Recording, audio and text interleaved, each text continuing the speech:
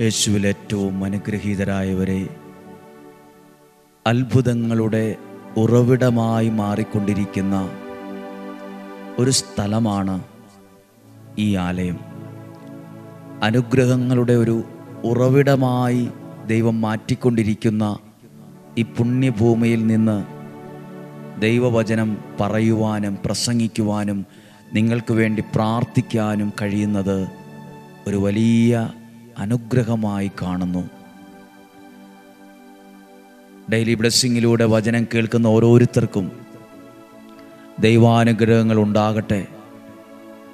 ഇന്നൊത്തിരി സന്തോഷത്തോടെ ഒരു വചനം പ്രതീക്ഷയോടെ നിങ്ങളോട് പറയുവാണ്. വചനത്തിന് ഇത്രമേൽ നമ്മളെ സ്വാധീനിക്കാനും നയിക്കാനും ശക്തിയുണ്ടെന്ന് അനുഭവങ്ങളിലൂടെ അനേകർക്ക് ബോധ്യപ്പെട്ടിട്ടുണ്ട്. ഡെയിലി ബ്ലെസ്സിങ്ങിൽ വചനം കേൾക്കുന്ന ഒരുപാട് പേരുടെ സാക്ഷ്യങ്ങളിൽ ഒന്നിങ്ങനെയാണ്: ഉചിതമായ സമയത്ത്, കൃത്യസമയത്ത് ദൈവം ഞങ്ങളുടെ ജീവിതത്തിൽ ഇടപെടുന്ന അനുഭവം ഞങ്ങൾക്കുണ്ടെന്ന്. ദൈവം നമ്മുടെ ജീവിതത്തിൽ ഇടപെടുന്ന അനുഭവങ്ങൾ. നിങ്ങൾക്ക് വേണ്ടി പ്രാർത്ഥിക്കുന്നു, നിങ്ങളുടെ കുടുംബത്തിന് വേണ്ടി പ്രാർത്ഥിക്കുന്നു, നിങ്ങളുടെ ജീവിത പങ്കാളിക്ക് വേണ്ടി പ്രാർത്ഥിക്കുന്നു, നിങ്ങളുടെ മക്കൾക്ക് വേണ്ടി പ്രാർത്ഥിക്കുന്നു, ആരോഗ്യത്തിനായി പ്രാർത്ഥിക്കുന്നു, വരുമാന മാർഗത്തിനായി പ്രാർത്ഥിക്കുന്നു, നിങ്ങൾ അനുഭവിക്കുന്ന പ്രതിസന്ധികൾ മാറിക്കിട്ടുവാൻ നിങ്ങൾക്ക് വേണ്ടി പ്രാർത്ഥിക്കുന്നു, നിങ്ങളുടെ ശുശ്രൂഷ ജീവിതത്തിന് വേണ്ടി പ്രാർത്ഥിക്കുന്നു, സമർപ്പണ ജീവിതത്തിന് വേണ്ടി പ്രാർത്ഥിക്കുന്നു. നിങ്ങൾ ദൈവവചനം തുറന്നു വെച്ച് പ്രാർത്ഥിക്കാൻ ഒരുങ്ങിയിരിക്കുന്ന ആ സ്ഥലത്ത് ദൈവ സാന്നിധ്യം നിറയാൻ പ്രാർത്ഥിക്കുന്നു. ദൈവ സാന്നിധ്യം നിറയട്ടെ. ദൈവത്തിൻ്റെ സാന്നിധ്യം നിങ്ങളെ തൊടട്ടെ. ഹൃദയം കൊണ്ട് ദൈവത്തെ തൊടുന്ന സമയമാണിത്. ഹൃദയം കൊണ്ട് ദൈവത്തെ തൊടുന്ന സമയം, ഹൃദയം കൊണ്ട് ദൈവത്തെ തൊടുന്ന സമയമാണിത്. അതാണ് അത്ഭുതങ്ങളുടെ ആരംഭം, അതാണ് അടയാളങ്ങളുടെ ആരംഭം. ഇന്ന് ഒരുപാട് പ്രതീക്ഷയോടെ വചനം കേൾക്കുമ്പോൾ ഈ വചനത്തിലേക്ക് നിങ്ങളുടെ ശ്രദ്ധയെ, മനസ്സിനെ, ചിന്തയെ, ആലോചനയെ ഒക്കെ ഒന്ന് തിരിക്കാം. പ്രാർത്ഥനയോടെ, പ്രതീക്ഷയോടെ ഈ വചനം കേൾക്കാം. ഇന്നലെ കേട്ട അതേ അധ്യായത്തിലെ ഒരു വാക്യമാണ്. ജെറമിയ പ്രവാചകന്റെ പുസ്തകം 31 അധ്യായം 6 വാക്യം. ജെറമിയ 31 അധ്യായം 6 വാക്യം. എഴുന്നേൽക്കുക, സിയോനിലേക്ക്, നമ്മുടെ ദൈവമായ കർത്താവിൻ്റെ അടുക്കിലേക്ക് നമുക്ക് പോകാമെന്ന് എഫ്രായിം മലമ്പ്രദേശങ്ങളിൽ നിന്ന് കാവൽക്കാർ വിളിച്ചു പറയുന്ന ദിവസം വരും. എങ്ങോട്ട് പോകാം? ടൗണിലേക്ക് പോകാം, പട്ടണത്തിലേക്ക് പോകാം എന്നല്ല. ദൈവത്തിൻ്റെ വചനം കേൾക്കാൻ ദൈവത്തിൻ്റെ അടുക്കലേക്ക് നമുക്ക് പോകാം എന്ന് വിളിച്ചു പറയുന്ന ഒരു സമയം വരും. അങ്ങനെ ഒരു സമയമല്ല ഇപ്പോൾ. എത്രയോ പേരാണ് വാമൊഴിയായി പറയുന്നത്, ഇന്നതുപോലൊരു വചനമുണ്ട് കേട്ടോ, 10 മിനിറ്റ് കേൾക്കണം, ഇന്നതുപോലൊരു സ്ഥലത്ത് പോയി പ്രാർത്ഥിക്കണം. ദൈവത്തിൻ്റെ ആ ഒരു പ്രചോദനം കിട്ടുമ്പോഴാണ് അത് നമ്മുടെ ജീവിതത്തിലേക്ക് അനുഗ്രഹം ദൈവം തരുന്നതിൻ്റെ ആദ്യ പടിയാണ്. നമുക്ക് ദൈവസന്നിധിയിലേക്ക് പോകാം, ഒന്ന് പ്രാർത്ഥിക്കാനായി പോകാം. നമ്മുടെ വീട്ടിൽ ചിലപ്പോൾ ആലോചന വരും. വീട്ടിലെ ചിലർ പറയും, നമ്മുടെ പ്രിയപ്പെട്ടവർ പറയും, ബന്ധുമിത്രാദികൾ പറയും, പ്രാർത്ഥനാ ഗ്രൂപ്പിലെ സഹോദരൻ പറയും, അല്ലെങ്കിൽ ബന്ധുമിത്രാദികൾ വിദേശത്ത് വിളിച്ചു പറയും, നിങ്ങൾ ഇന്നതുപോലെ ഒരു സ്ഥലത്തൊന്ന് പോയി പ്രാർത്ഥിക്ക്.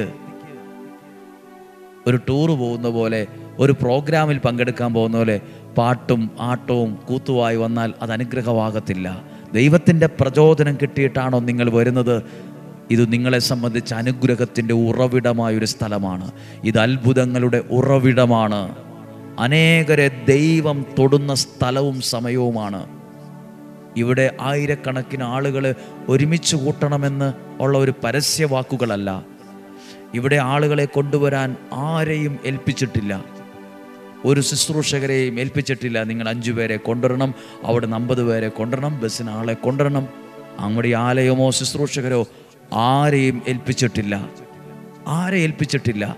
ആർക്കൊക്കെയാണോ ദൈവികമായ പ്രചോദനം കിട്ടുന്നത് അവരാണ് വരുന്നത്, അവരാണ് വരേണ്ടത്.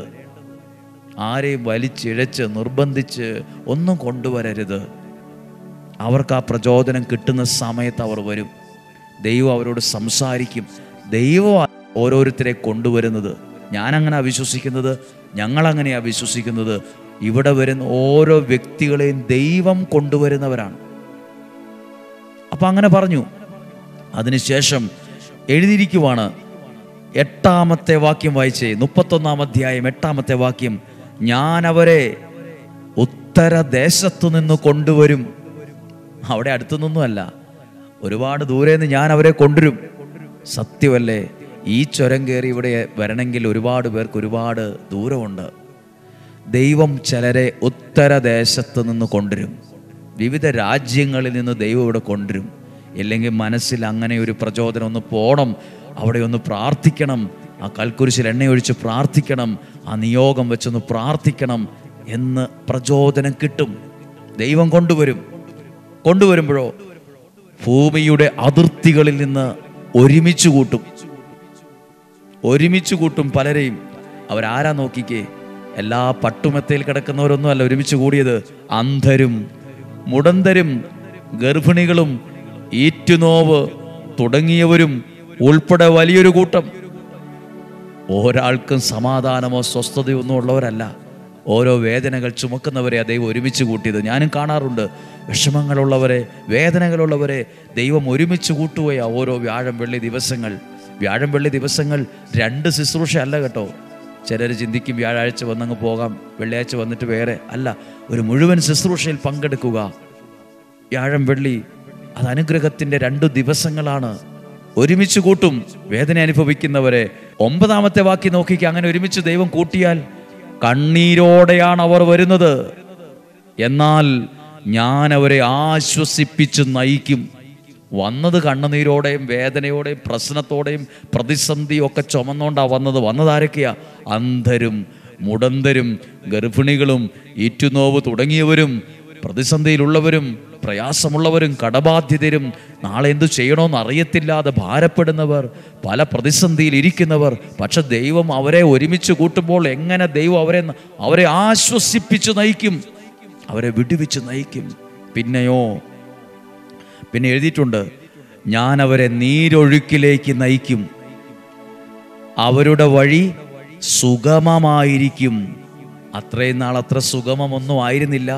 ആകെ കുഴപ്പം പിടിച്ച കല്ലും മുള്ളുമൊക്കെ നിറഞ്ഞതായിരുന്നു. ഇപ്പോൾ ദൈവത്തിൻ്റെ വാക്ക് കേട്ട് ദൈവം ചേർത്ത് വെച്ച് അവർക്കൊരു പ്രാർത്ഥന കിട്ടിയപ്പോൾ അവരുടെ വഴി സുഗമമാകാൻ തുടങ്ങി, അവരുടെ യാത്ര അനുഗ്രഹമാകാൻ തുടങ്ങി. പിന്നീട് അവരുടെ കാലുകൾ ഇടറുകയില്ല. നിങ്ങൾ പ്രാർത്ഥിക്ക്, ഒരു നിയോഗത്തോടെ ദൈവിക പ്രചോദനം അനുസരിച്ച് പ്രാർത്ഥിക്ക്. നിങ്ങളുടെ കാലിടറുകയില്ല. പ്രിയപ്പെട്ടവരെ, ഞങ്ങൾ ആഗ്രഹിക്കുന്നുണ്ട് ഈ വർഷം സ്കൂളിൽ ഒരുങ്ങുന്ന എല്ലാ കുഞ്ഞുങ്ങൾക്കും വേണ്ടി പ്രാർത്ഥിക്കാൻ. +2, +1, SLC, ഡിഗ്രി ഒക്കെ പ്രാർത്ഥിക്കാൻ. പരീക്ഷയാകുമ്പോൾ മാത്രമല്ല, എന്തിനെന്നറിയോ? അവരുടെ കാലുകൾ ഇടറാതിരിക്കാൻ. കാലുകൾ ഇടറിപ്പോകുന്ന സ്വഭാവം, ഇടറിപ്പോകുന്ന പെരുമാറ്റങ്ങൾ, ഇടറിപ്പോകുന്ന 100 സാഹചര്യങ്ങൾ പുറത്തുള്ളപ്പോൾ നമ്മൾ ദൈവസന്നിധിയിൽ പ്രാർത്ഥിക്കണം. ദൈവമേ, ഞങ്ങളുടെ കുഞ്ഞുങ്ങളുടെ കാലുകൾ ഇടറാതിരിക്കാൻ ഞങ്ങൾ പ്രാർത്ഥിക്കുന്നു. കാലിടറുകയില്ല. പിന്നെയോ അടുത്ത വാക്യം കൂടെ എഴുതിയിട്ടുണ്ട്, എന്തെന്നാൽ ഞാൻ ഇസ്രായേലിന് പിതാവാണ്, എഫ്രായിം എൻ്റെ ആദ്യജാതനും. പ്രിയപ്പെട്ടവരെ, ഈ വാക്യങ്ങൾ വേഗത്തിൽ ഞാൻ പറഞ്ഞതുകൊണ്ട് എല്ലാം മനസ്സിലായി പിടികിട്ടിയെന്ന് ഞാൻ വിശ്വസിക്കുന്നു. നിങ്ങൾക്കത് പിടികിട്ടിയെന്ന് പിടികിട്ടിയോ? ഇത് പിടികിട്ടണം. നമ്മൾ ഒരുമിച്ച് ദൈവത്താൽ ഒരുമിച്ച് കൂട്ടപ്പെടുമ്പോൾ അതിന് നോ പറയരുത്. അത് അവിടെ കാണാൻ പറ്റുമോ, അവിടെ കേൾക്കാൻ പറ്റുമോ, കൗൺസിലിംഗ് കിട്ടുമോ എന്നുള്ളതല്ല. നിങ്ങൾ വന്ന് പ്രാർത്ഥിക്കുമ്പോൾ അവിടെ ദൈവം നിങ്ങളുടെ കരം പിടിക്കുന്നോണ്ടല്ലേ നിങ്ങളുടെ കാലിടറാതിരിക്കുന്നത്. പ്രാർത്ഥിക്കുന്നവൻ്റെ കരം പിടിക്കുന്ന ദൈവമുണ്ട്. വചനം കേൾക്കുന്നവൻ്റെ കുടുംബത്തെ ചേർത്ത് പിടിക്കുന്ന ദൈവത്തിൻ്റെ കരമുണ്ട്. നിങ്ങളുടെ കാലിടറുകയില്ല. ഇടറിപ്പോകേണ്ട സാഹചര്യത്തും ദൈവം ഇടറാതെ നിങ്ങളെ സൂക്ഷിക്കും. ഇടറാതെ പ്രാർത്ഥിക്കുവാണ്. പ്രിയപ്പെട്ടവരെ, എല്ലാ മാസത്തിൻ്റെയും 3-ാം വെള്ളിയാഴ്ച രാവിലെ 8:15 7 ആശീർവാദത്തോടെയുള്ള ദിവികാരുണ്യ പ്രദക്ഷിണമാണ്. അങ്ങനെയുള്ള 3-ാം ആഴ്ചയാണിത്.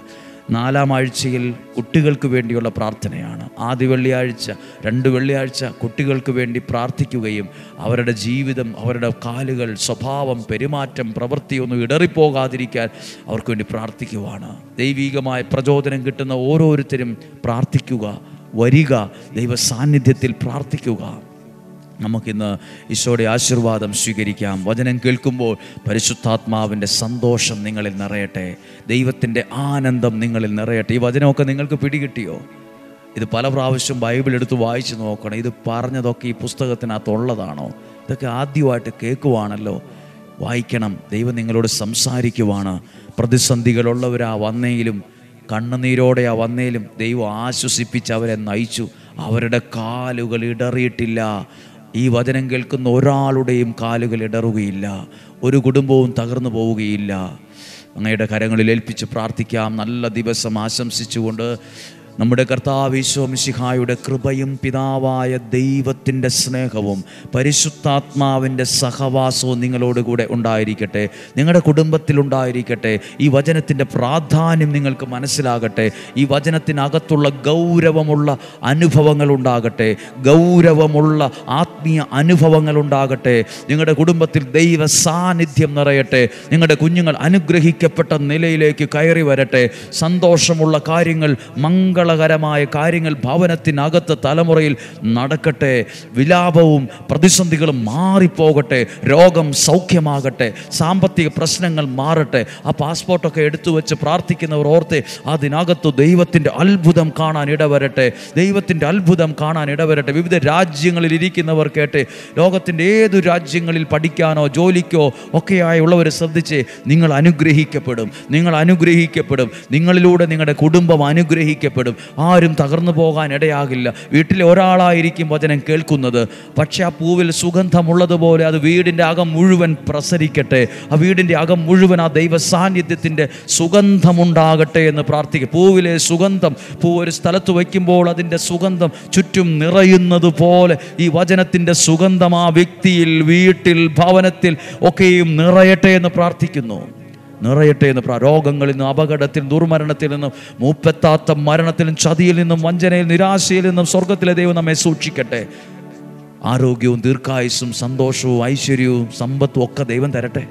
സന്തോഷമായിട്ട് ജീവിക്കാനുള്ളതൊക്കെ ദൈവം തരട്ടെ. കാലുകൾ ഇടറുകയില്ല. ഇന്നത് പറഞ്ഞുകൊണ്ടാണ് പ്രാർത്ഥിക്കുക. കാലുകൾ ഇടറുകയില്ല. ഈ വചനം പല പ്രാവശ്യവും ധ്യാനിക്കാൻ ഇടവരട്ടെ. യേശുവിൻ്റെ നാമത്തിൽ നിങ്ങളെ അനുഗ്രഹിച്ച് ബ്ലസ്സു ചെയ്ത് അനുഗ്രഹിച്ച് പ്രാർത്ഥിക്കുന്നു, അനുഗ്രഹിച്ച് പ്രാർത്ഥിക്കുന്നു, അനുഗ്രഹിച്ച് പ്രാർത്ഥിക്കുന്നു. ഇപ്പോഴും എപ്പോഴും എന്നേക്കും ആമേൻ. സന്തോഷമായിട്ടിരിക്കാം. നല്ലൊരു ദിവസം. സാധ്യമായ എല്ലാവരും ഈ വചനം കേൾക്കണം. കാരണം അത്രയും ഗൗരവമുള്ള വാക്കുകളും ഗൗരവമുള്ള അനുഭവങ്ങളും ഇതിനകത്തൂടെ ഉണ്ടാവും. പുതിയ വഴി തുറക്കുന്ന അനുഭവം ഉണ്ടാവും. ദൈവം നാളെയും നമ്മളെ അനുഗ്രഹിക്കും. ഇന്നും നാളെയൊക്കെ അനുഗ്രഹത്തിൻ്റെ ദിവസങ്ങളായി മാറട്ടെ. നാളെയും 5:30 കാണുന്നത് വരെ സ്വർഗത്തിലെ ദൈവം, വലിയവനായ ദൈവം, സർവശക്തനായ ദൈവം എന്നെയും നിങ്ങളെയും സംരക്ഷിക്കട്ടെ, സൂക്ഷിക്കട്ടെ. പ്രാർത്ഥിക്കുന്നു. നല്ല ദിവസം. ആമേൻ.